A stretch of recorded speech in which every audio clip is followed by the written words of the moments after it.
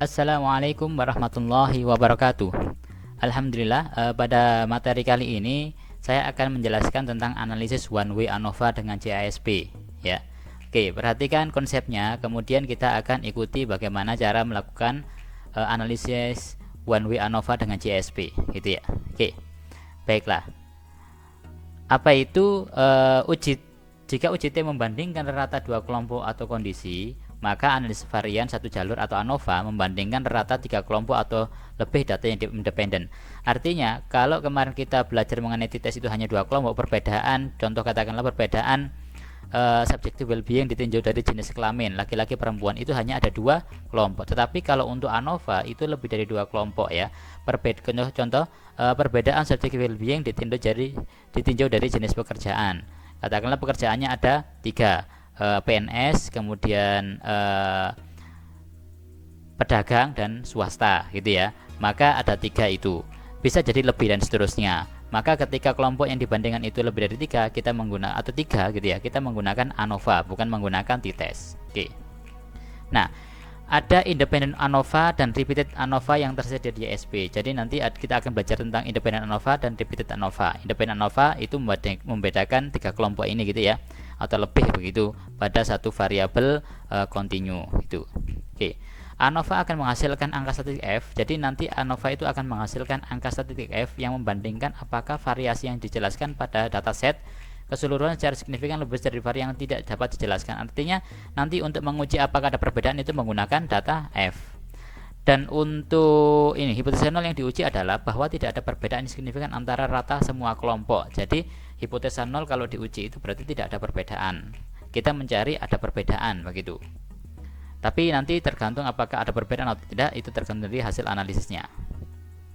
Nah, jika hipotesis nol ditolak, ANOVA hanya menyatakan bahwa ada perbedaan yang signifikan antara kelompok, tetapi tidak menjelaskan pada kelompok mana perbedaan itu terjadi. Jadi nanti jika hipotesa nol itu ditolak gitu ya, maka F ini hanya menggambarkan ada perbedaan saja, tetapi tidak bisa menggambarkan secara detail apakah kelompok A lebih besar daripada kelompok B lebih besar dari kelompok C lebih besar dari kelompok D. Itu tidak bisa dijelaskan menggunakan F ini. F ini hanya menggambarkan keseluruhan. Bagaimana cara menggambarkan secara detail? Maka digunakanlah disebut dengan post hoc begitu ya. Nah, post hoc sendiri adalah tes yang diputuskan setelah data telah dikumpulkan. Ini hanya bisa dilakukan jika F ANOVA signifikan. Jadi uji post hoc itu dilakukan apabila hasil ANOVA ini signifikan, F-nya ini signifikan begitu. Nah, uji asumsi yang diperlukan adalah pertama variabel independen harus kategorikal dan variabel terikat harus kontinu. Jadi variabel independennya itu kategori dan variabel terikatnya itu harus kontinu gitu ya. Kelompok-kelompok tersebut harus independen satu sama lain. Variabel terikat setidaknya terdistribusi normal. Jadi variabel terikatnya itu terdistribusi normal gitu ya. Tidak outlier yang signifikan. Harus memenuhi homogenitas pada varian antar kelompok. Jika tidak, nilai P untuk statistik F mungkin tidak dapat diandalkan. Meskipun signifikan, ketika ternyata homogenitas ini tidak terpenuhi, maka tidak bisa kita menggunakan atau melanjutkan menggunakan uji F, tapi kita menggunakan non parametrik nantinya ya. Untuk dua asumsi pertama biasanya dikontrol melalui penggunaan desain metode penelitian yang tepat. Jadi dua ini itu dikontrol menggunakan desain penelitian. Sementara tiga asumsi yang lainnya itu diukur menggunakan uji statistika gitu ya. Tapi jika ternyata ketiga ini tidak terpenuhi, maka kita menggunakan non parametrik disebut dengan Kruskal-Wallis gitu ya. Nah, ini perlu dipertimbangkan untuk digunakan gitu. Oke. Nah, besaran efek. Ngomong-ngomong terkait dengan besaran efek, ternyata ada tiga perhitungan alternatif untuk besaran efek untuk tes ANOVA ini. Pertama adalah eta square, kemudian partial eta square, kemudian omega square gitu ya.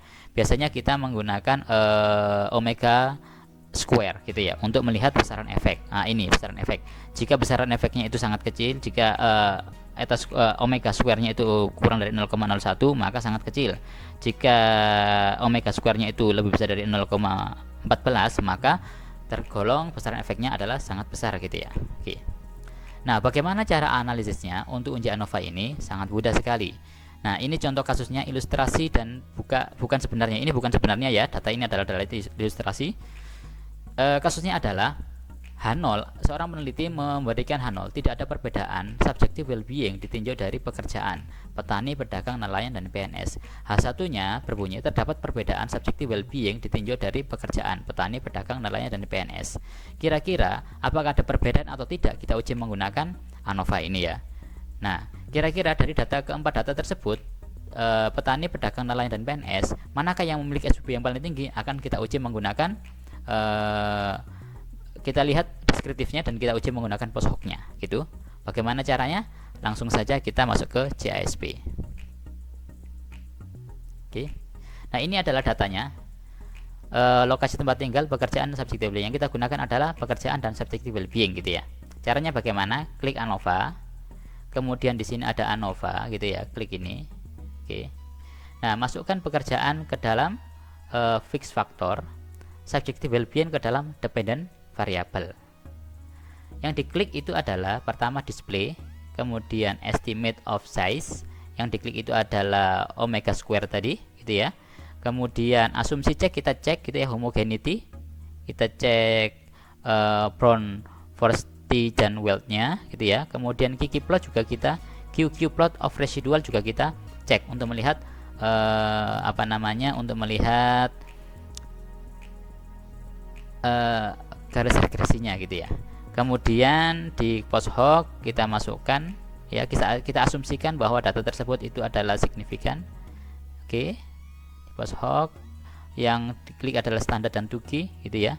Kemudian di descriptive for gitu ya, pekerjaan diklik ke dalam horizontal ini. Oke, cukup. Ya. Cukup ini yang diklik. Oke. Nah, kalau sudah diklik ini maka akan muncul seperti ini ya. Bagaimana cara bacanya? Ini ada ANOVA hasilnya, ANOVA-nya, ada deskriptifnya, ada gambar dari deskriptif mana yang lebih tinggi.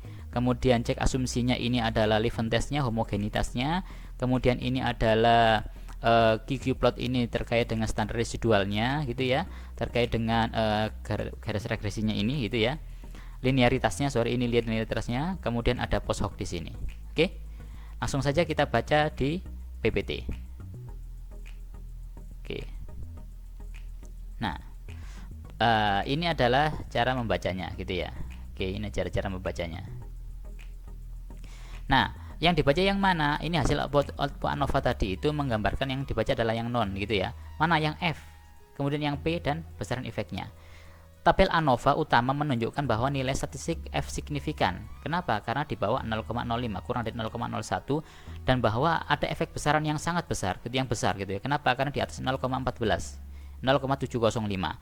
Dengan demikian terdapat perbedaan signifikan antara rata dari 4 kelompok tersebut. Artinya H0 ditolak dan H1 diterima. Artinya ada perbedaan subjective well-being ditinjau dari jenis pekerjaan 4 tadi itu. Oke. Nah, ini menggambarkan signifikan. Jadi untuk menguji hipotesa itu kita melihat ANOVA ya, jangan lihat yang lainnya, tapi lihat ANOVA, lihat F-nya dan signifikansinya, P-nya. Kemudian lihat besaran efeknya. Ini untuk menggambarkan besaran efeknya. Tapi dari sini belum bisa dilihat terkait dengan apa? Terkait dengan apakah setiap pekerjaan itu berbeda atau tidak, maka kita gunakan post hoc nantinya. Oke. Sebelum itu kita uji asumsinya. Uji asumsi di sini ini menggambarkan P-nya adalah 0,034 ya. Levin test menunjukkan bahwa homogenis varian signifikan 0,34 atau kurang dari 0,05. Artinya tidak homogen data ini tidak homogen ya. Seharusnya kalau data nggak homogen itu maka kita lari kemana? Non parametrik, menggunakan statistik non parametrik. Tetapi kita ilustrasikan ini adalah data homogen gitu ya. Oke. Katakanlah ini adalah di atas 0,05. Maka kita lanjut QQ-nya, QQ linearitasnya gitu ya. Nah, linearitas ini di sini menunjukkan bahwa linear. Kenapa? Karena mendekati garis linear ya, membentuk oval gitu ya, membentuk oval. Kalau saya gambarkan ini ovalnya. Oke. Ini bentuk oval nih ceritanya. Nah, ini namanya linear, oke. Normal dan linear. Oke. Deskriptifnya menunjukkan bahwa ternyata yang paling tinggi mana? Yang paling tinggi adalah SPP dari PNS dan yang paling rendah adalah SPP dari petani. Dari mana kita bisa menggambarkan? Dari gambar ini sudah jelas bahwa PNS akan lebih tinggi daripada yang lainnya dan paling rendah adalah SPP dari petani. Ini hanya ilustrasi gitu ya. Nah, Lalu post hoc-nya bagaimana, Pak? Post hoc-nya itu menggambarkan di sini bahwa ini ya, pengujian post hoc menunjukkan bahwa tidak ada perbedaan signifikan antara nelayan dengan pedagang. Jadi kalau kita bandingkan ini dengan PNS ini, yang mana yang kita lihat? Yang kita lihat adalah tukinya ini. P tukinya berapa? 0,04, artinya ini kurang dari 0,05, artinya ada perbedaan gitu ya. Nelayan dengan PNS ada perbedaan 0,05. Oke, ada perbedaan. Kalau nelayan dengan pedagang itu nggak ada perbedaan. Kenapa? Karena di atas 0,05. Nelayan dengan petani itu ada perbedaan. Kenapa? Karena di bawah 0,001. Nah, ini adalah post hoc-nya untuk melihat apakah antara nelayan dengan PNS, nelayan dengan pedagang, nelayan dengan petani itu berbeda atau tidak. Kita melihat di sini, gitu ya. Nah, mean difference menunjukkan bahwa ternyata kalau nelayan dengan PNS maka lebih besar PNS, gitu ceritanya. Kenapa negatif? Kalau negatif berarti lebih besar yang angka sebelah sini, gitu ya. Kalau positif berarti meskipun tidak ada perbedaan, gitu ya. Kalau ini nelayan dengan petani, ya. Karena nelayan dengan petani ini menunjukkan kan signifikan. Mana yang lebih besar? Yang besar adalah nelayan. Kenapa? Karena positif hasilnya. Oke. Nah, ini menunjukkan post hoc begitu. Oke. Bisa dipahami? Nah, bagaimana cara melaporkan hasilnya? Tes ANOVA independen satu jalan menunjukkan pengaruh yang signifikan dari jenis pekerjaan terhadap subjective well-being dengan F 26,530, P kurang dari 0,01 dan omega square-nya menunjukkan 0,705, menunjukkan efek yang sangat besar ya. Nah, pengujian post hoc menggunakan koreksi 2G mengungkapkan bahwa pengujian post hoc menunjukkan adanya tidak ada perbedaan yang signifikan antara nelayan dengan pedagang. Dengan P sekian, nelayan dengan PNS ada perbedaan, nelayan dengan petani ada perbedaan. Dan analisis menunjukkan bahwa SWB tertinggi adalah PNS gitu ya. Apa? PNS gitu. Oke. Lalu bagaimana Pak kalau seandainya ini adalah hasilnya? Oke, bisa dipahami. Setelah saya sampai di sini bahwa hipotesis kita itu diterima. H1 kita itu diterima. Oke, H0-nya ditolak. Sehingga ada perbedaan antara ketiga hal jenis pekerjaan pada subjective well-being seseorang. Hasil penelitiannya seperti itu. Nah, lalu Pak, kalau seandainya ternyata data tadi tidak normal Pak, kayak tadi ini kan datanya nggak normal gitu ya. Kita ilustrasikan ini adalah data normal begitu. Maka yang dipakai apa? Yang dipakai adalah Kruskal-Wallis. Yang dipakai ini adalah bagian dari non parametrik ya, bagian non parametrik. Post hoc-nya digunakanlah DUN gitu ya, DUN gitu ya, digunakanlah ini, bukan 2K, bukan standar. Oke, bagaimana caranya? Sangat simpel sekali. Kita balik ke kita balik ke sini tadi, CSP ya. Langsung saja kalau sudah seperti itu langsung ke non parametrik, pindah Kruskal-Wallis gitu, tes gitu ya, pindah aja ke sini. Apa yang dilihat di sini? Kita lihat. Nah, ini adalah hasilnya. Oke, kita lihat di sini. Hasil ini menunjukkan bahwa P itu kurang dari 0,01, artinya ada perbedaan juga antara beberapa pekerjaan tersebut gitu ya. Ternyata non parameter juga menunjukkan ada perbedaan. Kemudian jangan lupa mengganti untuk post hoc-nya, kita mengganti DUN gitu ya, DUN.